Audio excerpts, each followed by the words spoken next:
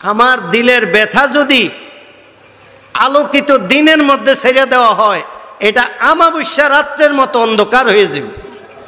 এত কষ্ট আমি পাইছি। আরেকজন হযরত আবু বকর সিদ্দিক রাদিয়াল্লাহু তাআলা আনহু, উনি এক জায়গায় জোরে নিঃশ্বাস ফেলাইলেন। মানুষ ওনার মুখ থেকে পোড়া গন্ধ পাইলেন।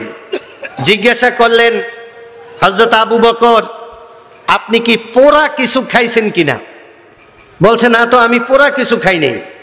বলছে, তা আপনি যে এখানে নিঃশ্বাস দিলেন বড়, আপনার ভিতর থেকে তো পোড়া গন্ধ বাইর হইছে। উনি বললেন, আল্লাহর হাবিবের ইন্তেকালের খবরে আমি এত ব্যথা পাইছি, আমার দিলের মধ্যে আগুন জ্বলে গেছিল। এরপর থেকে আমি যেখানেই জোরে নিঃশ্বাস ছাড়ি, আমার ভিতর থেকে পোড়া গন্ধ বাহির হয়। জগহ জি লাগানে কে দুনিয়া নেহি, ইবরত কি যা হ্যায় তামাশা নেহি। ওনাদের কেন এত কষ্ট হইল নবীর জন্য? আর আজকে নবীকে নিয়ে বিভিন্ন ধরনের ব্যঙ্গাত্মক কথাবার্তা হয়।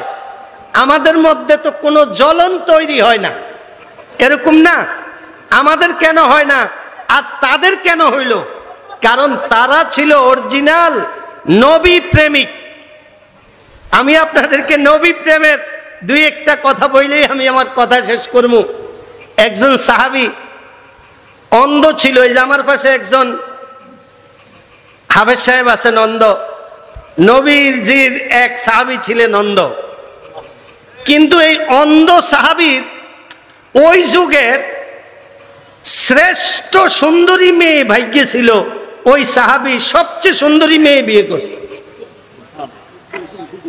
সাহাবী হইল অন্ধ, বউ হইছে সবচেয়ে সুন্দর।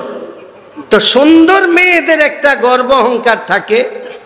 ওই ওনার স্ত্রী নবীজিকে দেখতে পারতেন না। ওই সাহাবী নবীজির কাছে আসলেই বাড়িতে একটু দেরি করে গেলেই গনর গনর করে, কেবল এটা ওইটা, এই ধরনের বিরক্তিকর কথা বলে। ওই সাহাবী সতর্ক করলেন, হে আমার স্ত্রী, তুমি কোনোদিন নবীজিকে নিয়ে কোনো কথা বলবা না। আমি শুনছি তুমি আমাদের এই অঞ্চলের সবচেয়ে সুন্দরী। আমার কাছে তোমার মতো সুন্দরীর কোনো দাম নাই, কারণ আমি তোমাকে দেখি না। আমার কাছে কালো মেয়ে যেমন সুন্দরী, তুমি হইলে তেমনই। আর যদি দেখতামও, তাইলেও তোমাকে আমি বলি, আমার নবীর শানে তুমি কিছু বললে তোমার মতো হাজারো স্ত্রী সুন্দরীর আমার কাছে কোনো মূল্য নাই। খবরদার, আর কোনোদিন কিছু বলবা না। এর কয়েকদিন পরেই আবার নবীজির কাছে দেরি হয়ে গেছে। বাড়িতে আসলেন দেরি কইরা, নবীজিকে নিয়ে যা তা বলা শুরু করছে। ওই সাহাবী একটা চাকু নিয়ে শুইছে, ছুরি। যে আমি খুব রাগী মানুষ, অন্ধ হই, কি হয়েছে, আমার রাগ খুব বেশি। আমার স্ত্রী বেশি কিছু বললে আমি যেন নিজের রাগ কন্ট্রোল করতে পারি, এই জন্য আমার হাত আমি চাকু দিয়া কাটবো, তাইলে আমার রাগ কমে যাইব। নিজের হাত নিজে কাটবো। ঠিকই স্ত্রীর সাথে শুইছে। শোয়ার পরে ওনার স্ত্রী ওই আজে বাজে কথাই বলা শুরু করছে। উনি একবার ওনার হাতের মধ্যে এইভাবে পোজ দেয়, এইভাবে দেয়, এইভাবে দেয়। বউয়েও আজে বাজে কথা বলা বন্ধ করে নাই। এক পর্যায়ে বউয়ের গর্দানের মধ্যে এইভাবে ছুরি দিয়া দুই টুকরা করে ফেলাইছে। আল্লাহ! পরে নবীজির কাছে গেলেন, যাইয়া নবীজিকে সালাম দিয়া বললেন, আল্লাহর হাবিব, আমি আজকে রাত্রে এই করছি। নবীজি বললেন, তোমার বলতে হবে না, তোমার ঘটনা আল্লাহ পাক আমাকে জানিয়ে দিছেন। আল্লাহ পাক তোমার উপরে খুশি হয়ে গেছেন। আরেক সাহাবী, আমাদের নবীজি মসজিদে নববীতে দরজার মধ্যে দাঁড়ায় রয়েছেন। এক সাহাবী আসছেন, আয়েশা বললেন, আল্লাহর হাবিব, আপনাকে একটু চিন্তিত মনে হয়, আপনি কি আসলে চিন্তিত? নবীজি বললেন, হ্যাঁ, আমি চিন্তিত। এবার ওই সাহাবী বললেন, আল্লাহর হাবিব, কেন চিন্তিত? আল্লাহর হাবিব আমি চিন্তিত হইলাম, আমি হে আমার সাহাবী আমি চিন্তিত হইলাম, একটা কাফের সব সময় আমাকে খারাপ বলে, আজকে খুব বেশি খারাপ বলে গেল আমাকে, এই জন্য আমি খুব বেশি কষ্ট পাইছি,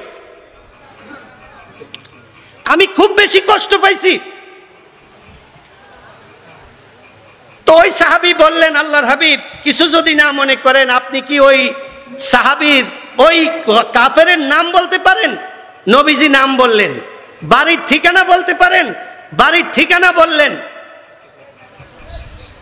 আমাদের মুহতারাম হযরত চলে আসছেন, আমরা তো সব সময় আপনাদের সামনে বয়ান করি, এখন হুজুর বয়ান করবেন ইনশাআল্লাহ। আসসালামু আলাইকুম রাহমাতুল্লাহ।